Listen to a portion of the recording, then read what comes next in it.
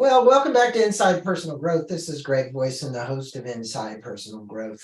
And all of you out there in podcast land know me, but you don't know the other gentleman either on the other side of the screen or who's going to speak to you on the audio side if you're listening audio only. And his name is Bruce Cryer. Good day to you, Bruce. How you doing? Good to see you, Greg. I'm doing really good today. Well, it's good to see you, and we're playing formality here, but I've known Bruce for at least 15 years, introduced to me through Gary Malkin, for many of you who know him. And I'm going to let you know a bit about Bruce. He's been called the Renaissance Man because of his 4-decade career as a singer, actor, dancer, publisher, author, marketing executive, CEO, board member, consultant, mentor, and coach for leaders in diverse fields. He now brings his expertise and passion for Renaissance living and working to a select group of clients each year. His diverse and fascinating background leading successful companies and performing for large audiences blends beautifully to create powerful, creatively rich, and results-driven approach with all those that he chooses to work with. Music, dance, meditation, and fun will definitely be involved. So if you want to know more about Bruce, because he's got a very, very long bio, I'm going to say go to Bruce Cryer, CRYER.com, to learn more about him. And in the process, he said he was an author. We're going to be speaking about a book that he wrote back in 2000, but then got reprinted a couple of times, one in 2008. And the book is as timely today as it was in 2008. So for all of you, Bruce was the former CEO of HeartMath, Inc. We will put a link to that on the blog so that you know who HeartMath is. Many of you who are listening already know who HeartMath is, but he was the CEO of the company. So Bruce, if you would, tell the listeners a bit about your history with HeartMath, which I think is important, and why you and Doc Childre wrote From Chaos to Coherence. And again, for my listeners, we'll put a link to the book. You can get it on Amazon for $17.99, and we'll have a link to the book up there. Great, Greg. Well, HeartMath began in 1991 as a nonprofit research institute. The founder is a man named Doc Childre, who I met in 1980. So 11 years before HeartMath officially began as an organization, I met him in California, where I was living at the time. I was very intrigued with his ideas of humanity and the heart and whatnot, but didn't know there was an organization he was thinking of establishing at some point. I lost track of him, as you did back in those days when there was no email, no cell phones, no text messages, no nothing. It's hard to believe that era existed. So he was just gone for like 6 years. And I hadn't but we taken have our own GPS system. We knew how to find him again. You know, it was, you know what I mean? It was kind of like, oh, I know where this person would hang out. He'll be over here at this coffee shop. All I knew is somewhere in North Carolina is where he lived. So that wasn't terribly helpful to me. Yeah. I was nowhere near North Carolina. Yeah. But at any rate, he had been working for years on himself, and then with a small group of people developing ideas about the heart, and had an intention at a certain point to establish an institute all around the study of the heart. And fortunately for me, the town I was living in the Bay Area of Northern California was the town he wanted to start the organization in. So I already lived there. Yay on me. And there were a number of others of us in the original founding Was that group. Santa Cruz? Santa Cruz Mountains. The town was this is a little town where HeartMath is still based, called Boulder Creek, California. Yep. I know it well. Yeah. Gorgeous paradise kind of place, in redwood forests and meandering rivers, and only 30 minutes from the Pacific Ocean. So it's a unique and wonderful place to live, as I did for a long time. But the vision of HeartMath back then was that we wanted to use mainstream science to validate theories about the human condition that had been known for centuries, millennia, by religious systems, Chinese medicine, Ayurveda. Spiritual systems had revered the heart in every ancient system. It was only in the last 150 years that the mechanists, the industrialists, the the reductionists of Europe decided everything's just a machine, a fantastical machine, and the heart's nothing more than a pump, a fantastical pump at that. But that was it. And so we felt there was this huge disconnect in humanity, knowing intuitively the heart was essential, not just because it was a pump. And yet science coming along and saying it's just a pump. The ancients were cute. We can revere some of what they said, but they clearly got it wrong when it came to the heart. So that was sort of the attitude in science, and we knew that was wrong. We just knew, when you're not putting your heart in your job, you don't do well. When you're not putting your heart into a relationship, you don't do well. When you're as a kid, your parents say, "Hey, Bruce, go back out there and just sing with your heart this time." They didn't mean sing with your pump, as opposed to my kneecap. They meant the essence of me, the courage of me, the strength, the beauty of me. So we knew there was something really off, but we also knew if we didn't take a mainstream scientific approach to this, we would have no more credibility than every other self-help system coming out of California, which, like the world, needed another one, right? So mainstream science was the route, and that was not easy, but we were getting quite successful through the decade of the 90s. So the intention was to be able to use mainstream science to validate kind of ancient spiritual principles. At the same time, develop very simple techniques that weren't about spirituality, but could help a single mother who's dealing with how do you do rent and working two jobs and caring for the two kids. How can you help that person deal with the stress of their life and live from the heart without that sounding just idealistic or poetic? And so simple, practical tools that anyone could use and apply in their world without it conflicting with whatever their beliefs about spirituality or religion or non-religion they may have. So this was just as Doc, I used to love the phrase, HeartMath is a friendly facilitator. If you're an atheist, you're going to... You tried to take more of a, I don't want to say neutral approach, even though, there is a lot of spirituality in this. There's a lot of science in it. There's a lot of, as you call it, mind, body, or mind, gut, and heart, right? And, in this book, you're bringing about coherence out of what increasingly seems, what I'm going to say, it seems crazy, chaotic times right now. It's like this world since 2008, for you and I and everybody else in it, has changed, and it will continue to change. And it will be about our ability to thrive during this constant change. And we know that all can affect our heart. It affects our heart, it affects our gut, it affects our mind, it affects our emotions. But it doesn't seem like, as I said, a lot has changed. You wrote this book, and then you look at it, and the things you were writing about are things that are still happening today. So what in your mind has changed, or in your estimation, about the way we view healthy, high-performing individuals? Now, for anybody out there listening, you could say, oh, well, that's only for an executive. No, that's for everybody. We want everybody to be a healthy, high-performing individual. And we want the organizations in which you work to be healthy and high-performing organizations. And what is the new research? Because Bruce didn't just stay stagnant. He evolved too since 2008. May not have been 100% with HeartMath, but you really have evolved a lot. What would you want to tell the listeners about from chaos to coherence? Wow, that's a great question. That's also a big question. Well, the book was written at a time when, as you say, things were highly stressful, partly because the internet was still relatively new. Right. So tremendous disruption was happening.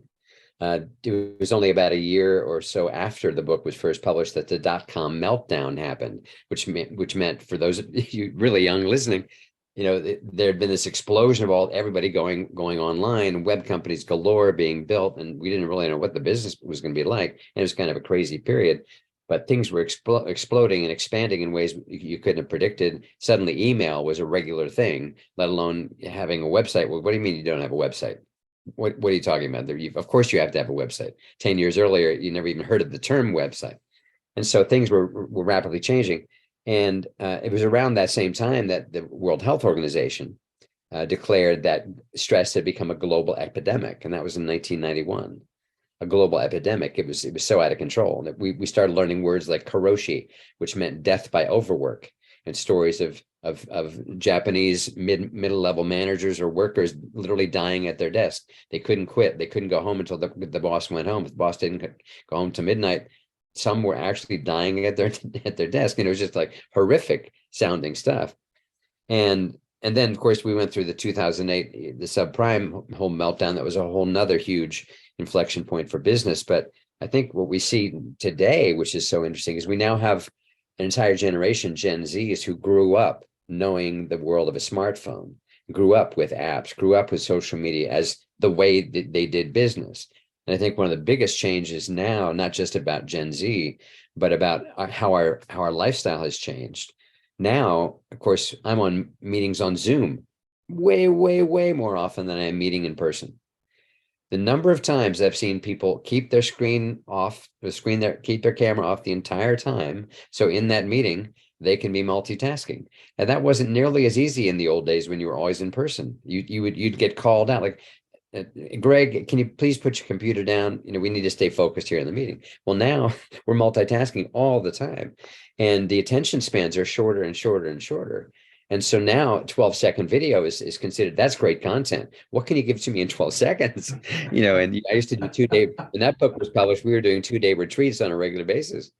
And it's kind of crazy. And I think the level of very high speed, superficial dealing with things is at an all-time high. And that's incredibly unsatisfying when you're only at this level, all the Well, time. would you say this feels more like, when the internet came along, these are Greg's Voisin's words, but we had a lot of breadth because we could reach a lot of people through our website and our emails, everything else. But we kind of seem to have lost depth, meaning those personal relationships. So, talk about isolation. I mean, one of the biggest challenges as we went through COVID, you hadn't even mentioned COVID yet, but I'm going to bring it up, was the fact that, we've all spent like a 2.5-year period here hibernating behind these screens. This Zoom really didn't even exist very big until, like the pandemic came along, and then it just escalated so incredible. It is a different world in that respect. And so I'd like for you to address as it relates to the heart, because there are lots of studies what isolation is doing. And the fact that people aren't making as many deep, meaningful connections. Well, I think one of the most profound markers of how our attitudes have shifted, and it's good, is that the term mental health has lost a lot of its stigma. It's like all of a sudden you're taking a mental health day. That's a sign that you're smart.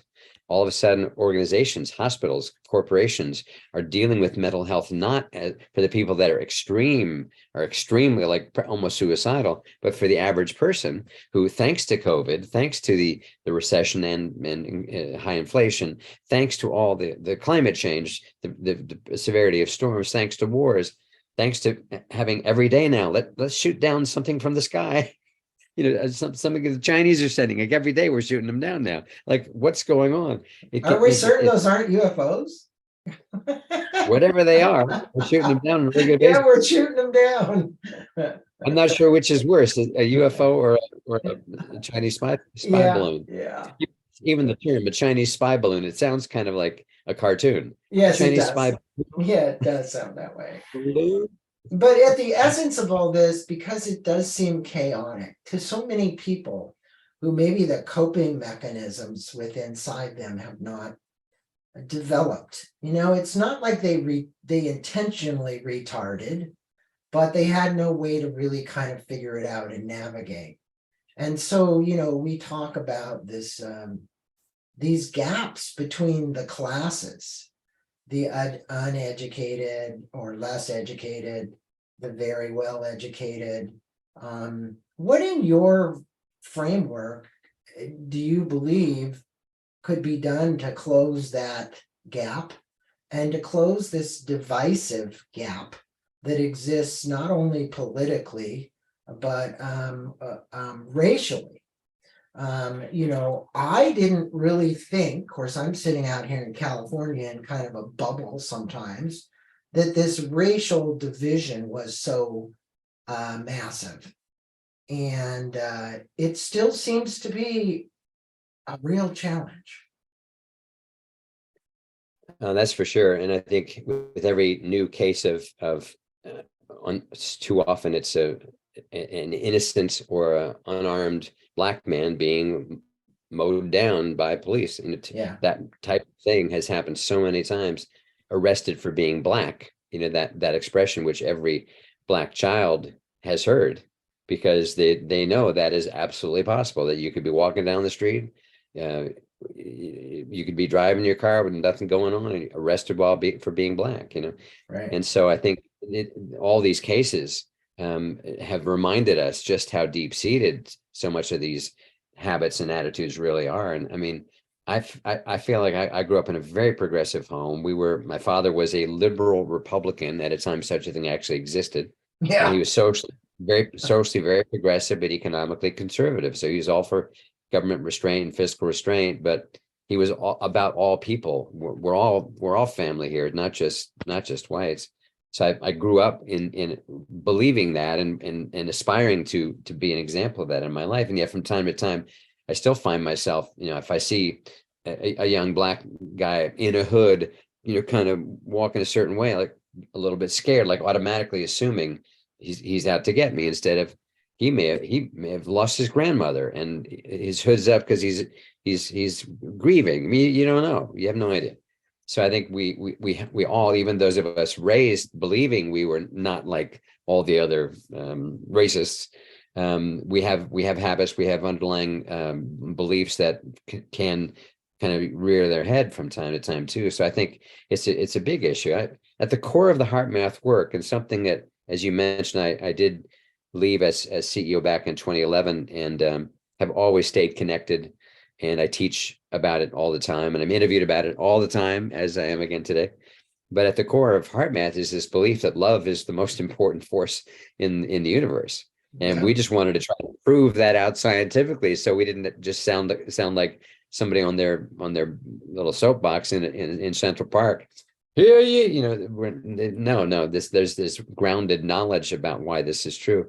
I think love is a great word, but I also believe compassion is a maybe more encompassing word too, because if we're going to heal the challenges and ills of the world, it's going to require that people learn how to develop more compassion.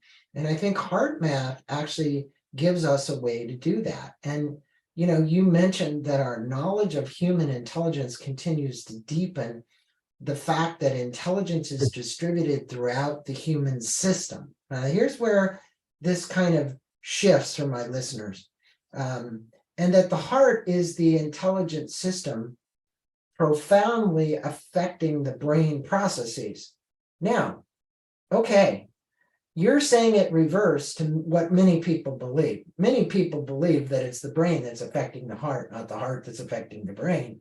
Speak with the listeners about this connection and what the studies of HeartMath revealed about the mind, the gut, and the heart, the interconnectedness. Yeah, absolutely. Well, first of all, just to acknowledge, I appreciate you making the distinction of compassion, not just love. And I was about to say that actually, because love is the ultimate force. But to me, there are hues of love, and compassion is extremely important and is absolutely at the core of the HeartMath system. And as we do this podcast on Valentine's Day. Exactly. So you and I are doing this podcast on the right day. We are indeed. So yeah, the whole notion of the heart's centrality to the system, as I mentioned earlier, it's revered as the core of us. In every major culture of the world, every spiritual system, religious system, but especially in the West, especially in the last 100 years or so, the primacy of the brain has become the thing, right? We're all completely enamored with the brain because it is an incredible computer, just even to call it a computer is dissing it because it's so much more advanced than any possible computer that humans could ever build. As much as we want to romanticize how amazing AI is, it's still not anywhere close to what the human brain is capable of. But yeah, it's the old model we had of intelligence was smart computer, like the brain was the mainframe and the rest of the body was kind of dumb, just Right. following commands of the body. Just like 40 years ago, the mainframe computer was the only thing smart about an IT system, and that lived in the basement of the company. And then on your desk, you just had terminals that could access certain bits of information from that mainframe. But it was the mainframe that was smart. The terminals were just TV screens. Gradually, the research into intelligence revealed a gigantic nervous system called the gut brain in the gut, 100 million or so neurons in constant dialogue between the gut, intestinal tract, and the brain upstairs. And then in the early 90s, another nervous system was discovered in the heart, having tens of thousands of what are called sensory neurons, cardiac neurons in the heart, processing information locally for the heart. A little brain, it qualifies as a little brain managing the affairs of the heart. Mhm. And I don't mean that in a romantic sense, in a biological sense. And then when the pathways of information were looked at carefully, it was discovered that the heart is sending 4 times more information north to the brain than the brain is sending down to the heart, because the heart is doing all kinds of things. It's processing information, it's producing electrical signal, it's a sensory system responding to sensory information from the environment. That could be smells, temperature, light, all kinds of things getting registered in the heart. Heart's also a hormonal gland. We've heard a lot over the last decade or so about oxytocin, also known as the love hormone or the mothering hormone. Guess where that's produced? Not only the brain, produced in the heart. Mhm. So suddenly over the last 30 years, the heart sort of began to come out of its shell in our awareness. Like, oh my God, this is an incredible organ. This is not just a pump. Those doctors that wanted to dumb everything down to just a machine, like the human's being is just a machine. Sorry, that analogy is just not working. And then, of course, it was discovered that intelligence of all kinds exists all through the body, and even memories aren't just the storing of memories doesn't happen just in the brain, like we want to neatly believe. Oh, that's the section of the brain where you store memories, and that's when heart transplants started happening, and doctors started reporting more and more and more and more. And these are all well documented examples in many books and articles, that when you get a transplanted heart, for a period of time, could even be years, some of the memories of the donor come into the recipient. Mhm. So wild stories have emerged where the actual memories have come over. And suddenly that person who loved Big Macs and a Slurpee as their favorite food has a craving for wine and oysters. And like, what you want? What, honey? Yeah. No, we're going to no. I feel like white wine and how about a filet mignon? What? And then they track it down, and the donor loved that, and they wanted. Oh, let's hear some classical music. Classical music.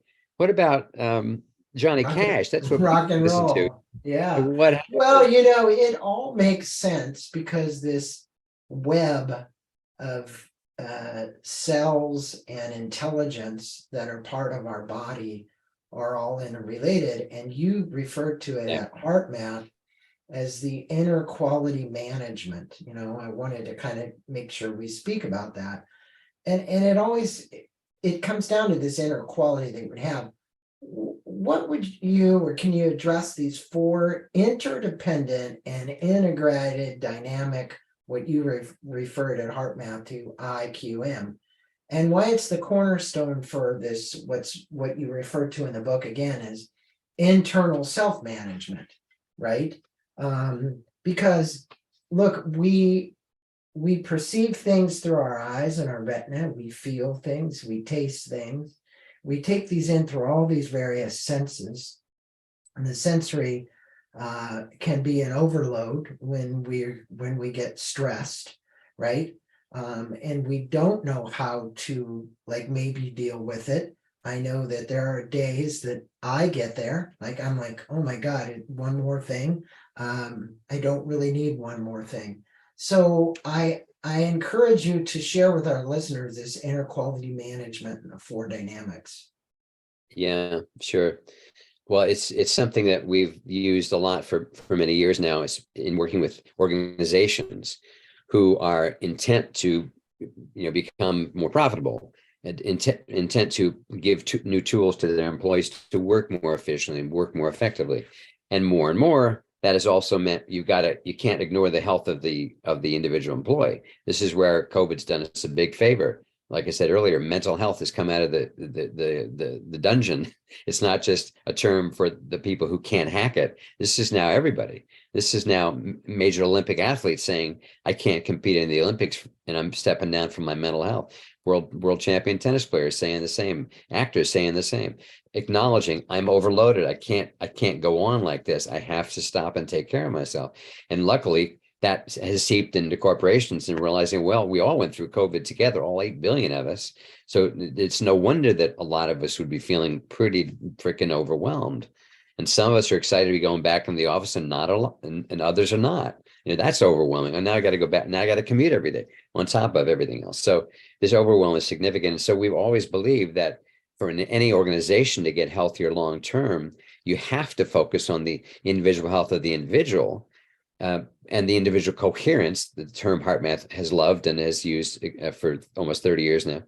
The coherence of the individual, the degree at which that person feels aligned between their mind, their emotions, why they're even at work, why they're even doing the job they have. The degree to which you feel aligned is a lot about this first dynamic we call internal self-management. So we're saying, to get to be effective in your job, for a leader to say, for my team to be effective, for my company to be effective, my hospital to be effective, we've got to make sure my team, our front people, have the tools to manage themselves in these crazy and challenging times. So that's a set of techniques and scientific research comprising that module we call internal self-management.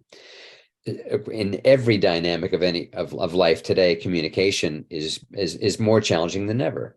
I have any number of friends who prefer to do only texting. They say, I don't speak on the phone. I don't use the phone. You don't speak on the phone, like, ever? Oh, no, I don't. I prefer texting. I prefer to feeling the depth out of a text. I'm thinking, wow, that is like upside down world compared to me. To me, I've got to be on the phone. Yeah. Or I can't. Text just feels so inadequate. But the point is, it is more challenging than ever for communication to be coherent. And so our view is that just as an individual needs to feel aligned in order to be authentic and be the most effective version they can be of themselves, you've got to bring that to every conversation as well. So skills to be in a coherent enough state, you can truly listen, which is why the constant multitasking that so many people are doing these days is so inefficient. I was in a meeting not long ago where I was talking about a decision that was made in a meeting with myself and two other people. And it was a maybe 15-minute conversation in that meeting. And one person denied we'd even ever talked about that, let alone have we come to a decision. I thought, oh my God. I mean, I remember at the time thinking I wasn't sure she was really in the conversation. She seemed to be typing and looking kind of away from her camera most of the time. But sure enough, she hadn't been present at all. She completely missed 15 minutes of a conversation while seemingly being there. So that's super incoherent communication. That had just that gap in her had significant consequences for the organization, that she had no memory of that even happening. That's just one tiny example. Just one tiny example of the incoherence that goes on, and it's more challenging than ever because we're in a world of 12-second videos now. And so if it can't be said super quick in chat shorthand, yeah, I don't have time for it, is the attitude. And so that leads to mistakes, that leads to misunderstandings, that leads to hard feelings. And so coherent communication is a whole module of kind of retraining ourselves to these relationships at work, let alone at home, are meaningful to different degrees. Well, when you look, Bruce, kind of on that, if somebody's working in the corporate world or they're working for themselves, it doesn't matter, but they're working and then they have their personal life and they look at the quote demands they put on themselves because they're an achiever. You know, what I find is, between balancing from everything from balancing the checkbook to balancing the kids to balancing the work.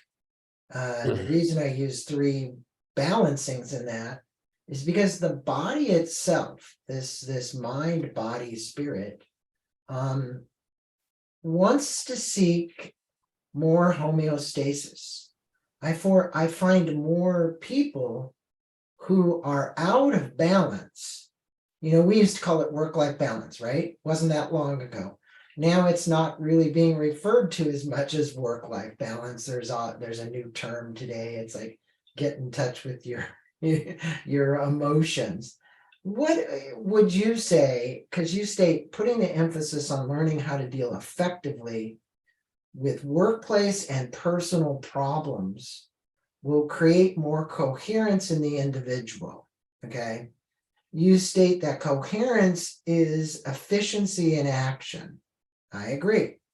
If you would speak to the listeners about the importance of coherence and how this affects us mentally, emotionally, spiritually, because you are saying, hey, if this imbalance happens to be chaos, and for many people listening, they have plenty of days of chaos, right? And Yep. when they come home at night, they're hoping for this refuge of some way to balance, to bring back some peace and harmony and whatever, and then to sleep so that they can wake up the next day and do it all over again, right? So address the coherence thing as it relates to that. Well, first of all, just to give a little bit of a definition, coherence in physics is a word that describes how a laser can take a light source and turn it into a beam that is incredibly tiny and incredibly precise enough to repair a retina of your eye.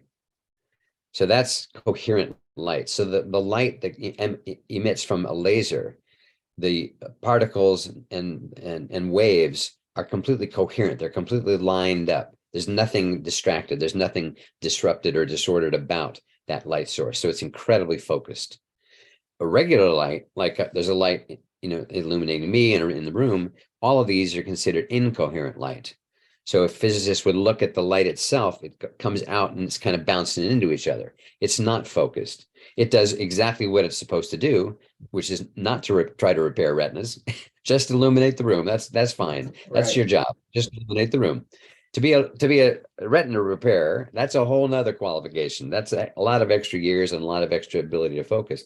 So we started looking at human physiology and emotional states and hormonal and immune system, all these systems, and realized the coherence analogy was an excellent one to apply to us as people, that we are capable of being in a coherent state. And psychologists like to call that flow, where you're in this beautiful flow state. Everything is just kind of in a flow and it feels super efficient. Time seems to stretch out like, that was 3 hours. That's crazy. It seemed like 20 minutes. But you're also very effective and efficient, and athletes when they're in a zone. I'm a Bay Area guy, huge fan of Steph Curry. That guy, it's just like, how is he able to do this? But he is so in a coherent state that he pulls off the most miraculous moves and shots, just like effortless. Doesn't look like it's the hard work for him. And you're like, how is this humanly possible? But that's high level of coherence. So our analogy is that most of us are walking around not like that. We're not operating like lasers. We're lighting a room. That's okay. That's better than nothing. We're not completely all the lights are turned out, but we're not even close to what we could be. And we've all had those moments when we were in the zone, we were in a flow state. And so the work of HeartMath was to say that's a physiologically possible state to achieve. It's not that it takes practice and it takes routine. And it's not just about not to interrupt you, but I've had Stephen Kotler on here so many times, the guy that founded Flow Genome Project and has written all kinds of books on flow, and wonderful guy. But I remember what he said, and while you're speaking right now, it always pops up. He talks about the elements associated around getting into a state of flow because people are trying to hack flow. So he calls it hacking flow. but how can you really hack flow? So people use ayahuasca to hack flow. They use all kinds of things to try and get to this flow state. But one of the things he said that I think is important here is he said, focus is for free. Purpose, right? And so he has a whole list of things that really help your goals, your mission, all the things that you're trying to achieve. But when you have those in a line, the focus literally comes in. And I think many people out there, and this also relates to HeartMath, the reason that they feel like they're so chaotic, and me included, is if you're really curious, which I am, and then you start all these projects and you get 5 or 6 different projects going because you're very curious and you're in, it's good to be curious. The downfall of curiosity is the loss of focus. Okay, but until you find something you're curious about, that you're very passionate about, that you have a purpose aligned with, that you know where you're headed, that you define some goals in, it's very challenging. So if you would, maybe address that, because I think at the heart of much of this is, we probably got a lot of people out there listening today that are super curious. They might have 5 or 6 things going, and they're like juggling plates. And to get to that focus, they can't get to that focus because they've got to spread too much energy in between 4 or 5 different things. Any comment on that? I'm sorry, I wasn't really paying attention. My mind was drifting a lot of places. What was the point again? I'm joking. It's okay. Sometimes my questions are comments, but the statement from Stephen again, just you got it. No. I was joking, Greg. I was joking, Greg. That Okay. was a play on me talking about how I can't keep my mind focused. While you're talking about focus, that was a joke. I got you on that one. Yeah, no, it's a great question. It's one I deal with all the time too. And one quick story to illustrate, I was told several years ago, about 7 years ago, I had my human design chart done, which I won't go into what all that means, but it sounds like you're somewhat familiar. And I'm very familiar. Met with this gentleman, and he was telling me about my chart, and he said, and he's showing me this chart, which was meaningless to me, and all these numbers and symbols and all that stuff. I didn't know what any of it meant. And he said, just look at it here. You're the most open person I've ever seen. I said, okay, what is that? Is that good? Is that bad? And he's pointing out all these places where most people would have a certain way they would have to handle something. He said, you're wide open there. Look at this one right here. Most people would have blah, blah, blah, blah. He said, you are so open. And I said, okay, that makes sense to me. I do feel like I'm extremely open. I'm very curious, and I'm not afraid to be curious. I'm not afraid to explore something that has some level of interest for me. And if you look at my career, it's all over the place. I started out as a musical theater guy in New York City, and now for the last 25 years, I've been teaching on stress and performance and creativity at Stanford. Doesn't sound that linked, right? You know, wrote an article on executive health and stress for Harvard Business Review. That didn't sound that connected. You know, so themes kind of it seemed to others is kind of all over the place. And to me, there is a thread of all of it. All of it was related to the human condition and how we can improve ourselves as humans. And I got a chance to explore that side of myself as an actor.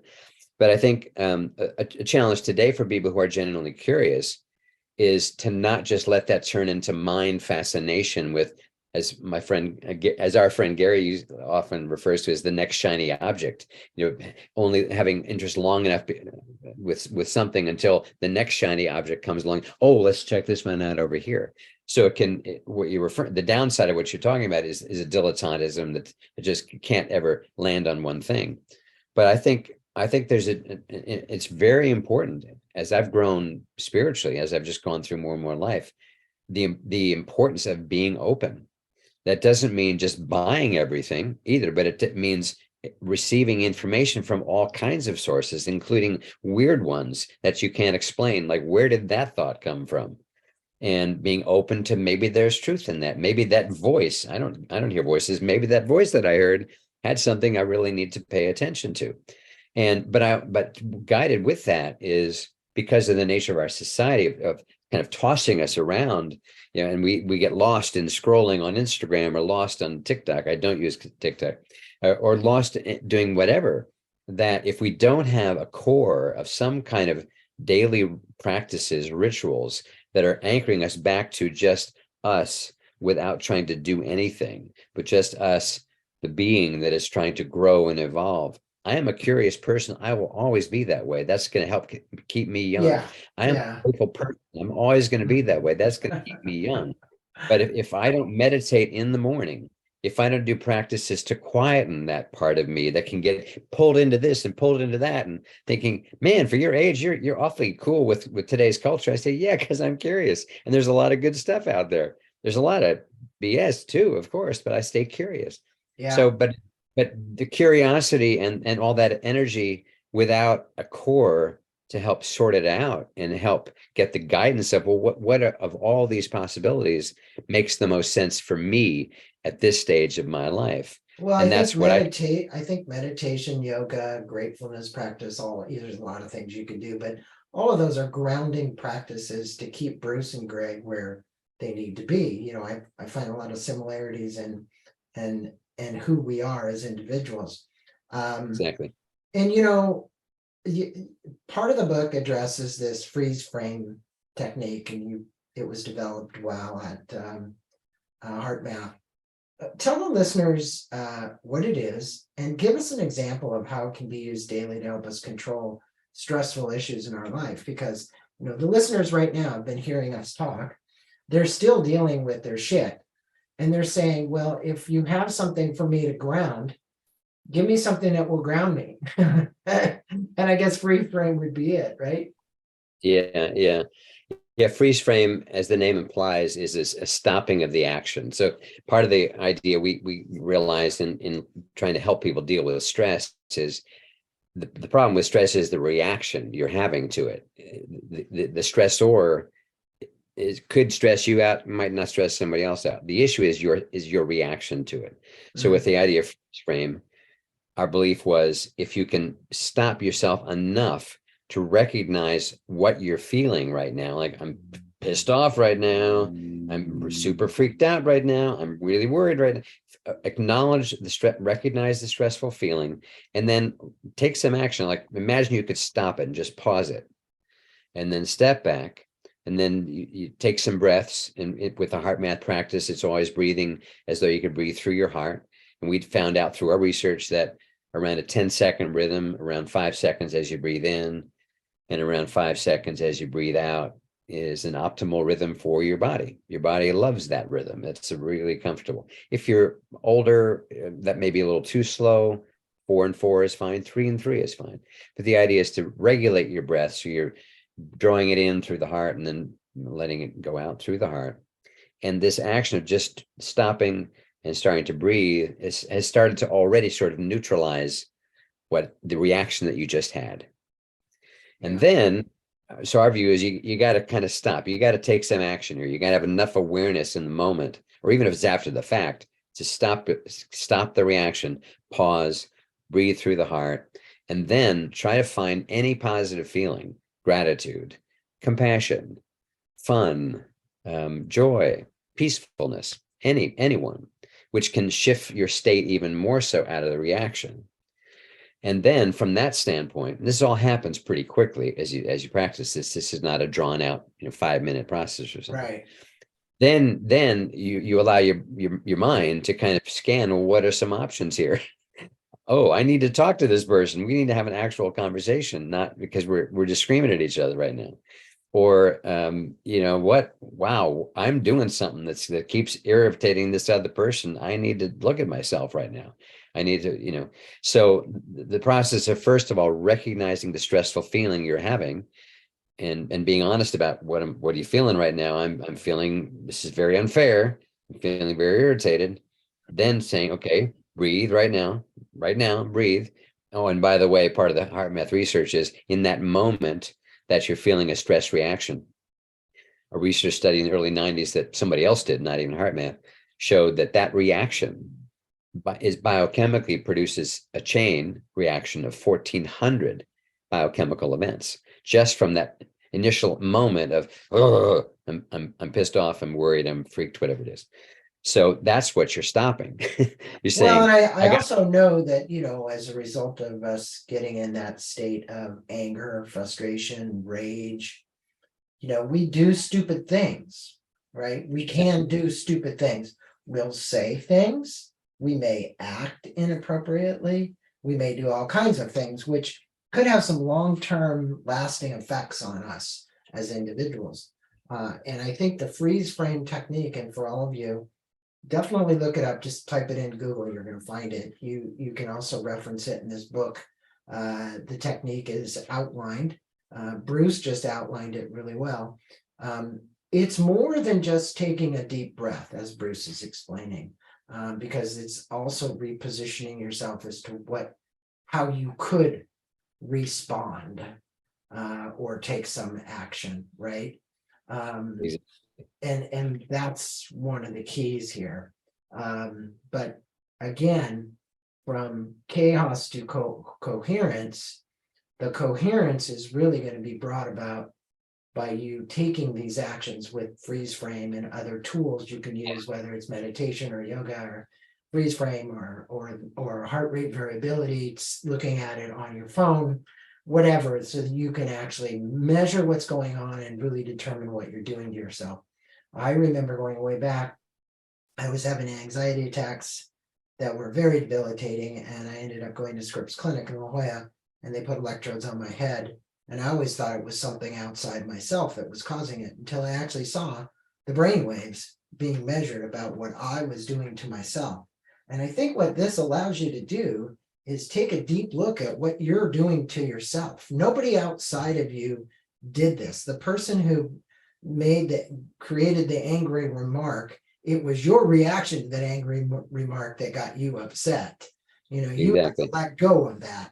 And that being said, I want to talk about two more things before we wrap up this interview. And one is this thing called perception loop, and how people in life that have learned how to successfully manage their emotions, reactiveness, can neutralize and transform the negative emotions, because that's exactly what we're talking about, negative emotions and this perception loop. How do we rewire our brains to better manage stress? well, one of the key, Your humble a humble question. Yeah, how do we rewire our brains? Yeah, that's a small question. I can answer that in 5 words. No, I can't. Yeah, you can. Freeze frame. Yeah, exactly. With a lot of practice, that was 6 words. The one important thing for people to understand. So while we said earlier, the heart's sending way more information north to the brain than the other way around, that's not to say the brain isn't still managing a massive amount of the body. That's its job. And one of the key ways it does that is through the autonomic nervous system, also called ANS, autonomic meaning automatic. And so the brain has the system that can regulate heart rate. It can control respiration. It can control secretions in your GI tract. It can control basically 90% of the processes in your body. That's what the autonomic system does. And you never have to consciously think about it. So the autonomic nervous system is literally your subconscious mind. Right. So when we have any kind of trauma, I had no abuse as a child. I had a few things happen to me as a child, but not abuse by a human. Those things get stored, and they get stored in the memory associated with the subconscious, the autonomic system, which is designed to prevent death from happening. The fight flight response is to protect you. However, every time we are traumatized by anything, even a fear with no justification whatsoever, it's still stored unless it somehow gets released. That chemical reaction that was so intense in our body does get stored, doesn't just evaporate, unfortunately. And so that's why trauma is so hard to get through. But when we start to realize, wait a minute, this is actually our subconscious mind.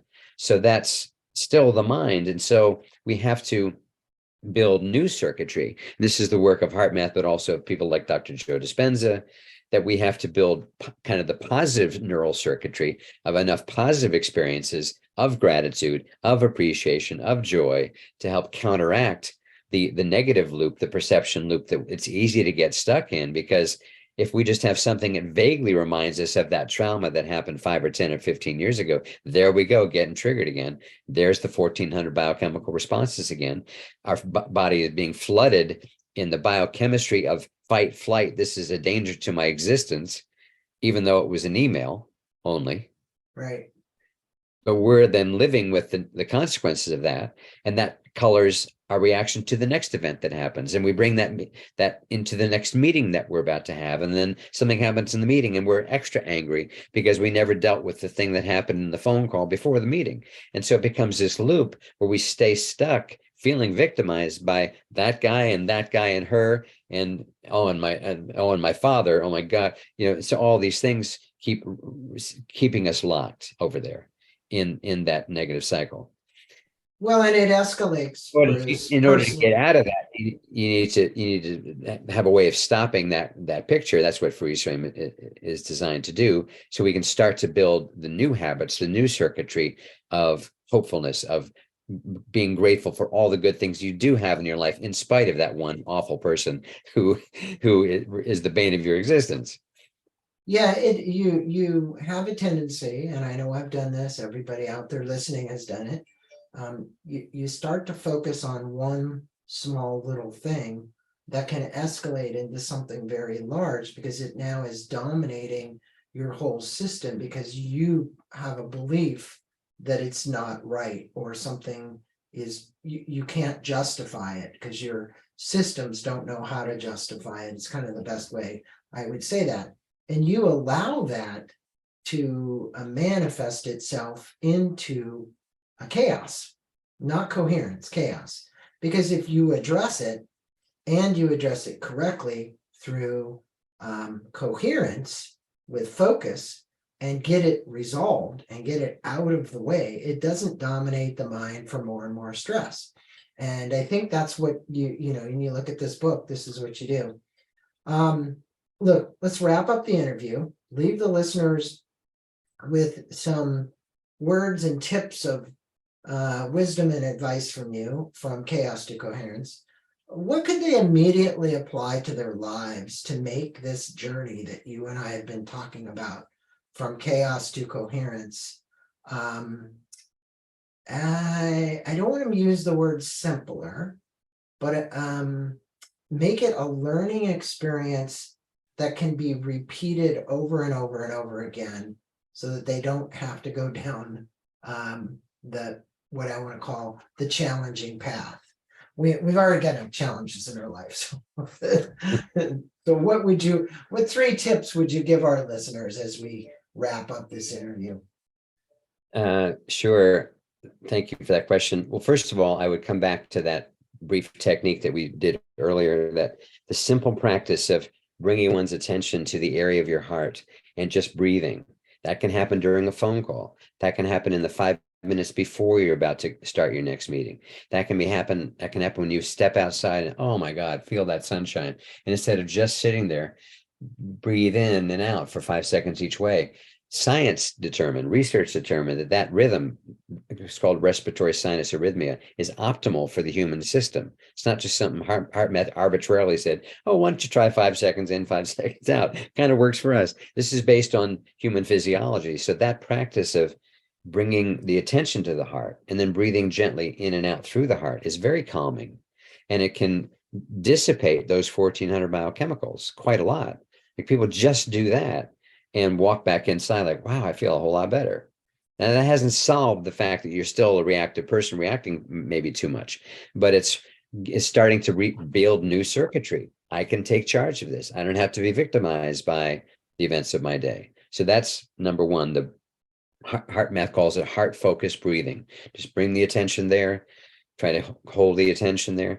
And then we know that does things biochemically to the heart to draw attention to it, as drawing attention to any part of your body would also do. So that's number one. Secondly, I would say like I have a line that I use called there can never be too much peace and love in a world starving for both. And it's my opinion in life and my mission in life to be putting out as much peace and be loving as much as I possibly can. And that's sometimes that means compassion. So somebody was fired today at the university where I work, and it was somebody that was not a friend to me. I don't feel joy today. I'm relieved that I don't have that in my way anymore. But I wonder what she's going through. I wonder what her life is going to be like. No one wants to be terminated. No one wants that to have happen. So instead of feeling joy that happened, I felt like compassion for what does this now mean for her and her family, et cetera. And so I think the ability to say, I want to try to put love out, even though it's hard. I want to feel compassion, even though I felt unjustly affected by that person for X reason or for X period of time. We all have our reasons for not being the highest version of ourselves. But if we try to do the good act, be kind when it's not easy to, be loving when it's hard, be compassionate when you feel like, well, no one's being compassionate for me. Well, try it anyhow. And who knows if that won't start to bring more back to you at the same time. Yeah, and So, I echo that, an angry heart is not a good thing to have, and to have any kind of vindictive towards somebody because of what may have come between the two of you or whatever is not a good spot. I mean, to actually heal that, so that she's released from the position with the opportunity to progress and send those kinds of thoughts and feelings to her is really important for you. Because then you haven't released her with malice. Right? exactly. Right. Exactly. And I think if everybody did that, I know it probably doesn't happen enough, but because people get into people's craws and they just don't know how to deal with it that way. Yeah. But I always echo back very simply to there's a banner on my wall over here, and the Dalai Lama says, in the end, you'll be remembered by how much you loved, how many people loved you, and how much you let go. And I look at that simple little statement, and I maybe got it wrong. I didn't get it exactly right. But my point is, you started this podcast with love. I said compassion. You said it's the overarching part of compassion. And if we are going to heal as individuals and heal the world, it is about how much we love on this great Valentine's Day that we've got here, 2023. It's about how much others love us. And it's how much we're able to let go, as you just said. There's three: the malice that you might have, or the unforgiving attitude that you may carry about somebody, into your own DNA, that it affects your heart rhythms, right? Exactly. Yeah. Yeah. All of that. Exactly. And anything to add on that, or? Well, I love everything you just said. Thank you for the recap and how you essenced it. The only thing I would add is that the spirit of playfulness, I feel, for us as individuals, let alone us as a species, is essential. That if we line up all the existential threats we have right now, it's pretty damn daunting. Just any one of them. It's like, how are we going to get through that one? And then we got all these others. And then we're shooting down Chinese spy balloons. It's just like, not that we shouldn't be. It's probably a good Chinese spy balloon. Doesn't it sound like an animated cartoon? I mean, it's Chinese spy balloon. Yeah, it does. Well, Bruce, anyway, on this Valentine's Day and every day, I love you. Namaste to you. Thank you for being on Inside Personal Growth. Thank you for sharing about a book which is timeless, from a chaos to coherence. It's Bruce Cryer and Doc Childre. We'll put a link. You can still get this book. even though he said it's kind of out of print, but at Amazon, it's still up there. An excellent book for you to get. Also, just go to Bruce Cryer, CRYER.com, to learn more about Bruce and what he's doing. Bruce, always an honor to speak with you and a pleasure to have you on the show and have you share some of your many years of experiences at HeartMath and the things that you've learned and the wisdom you've imparted upon our audience. And namaste to you, my friend. Namaste, Greg. I appreciate seeing you again. It's been great to reconnect lately, and thanks so much. This was a great conversation.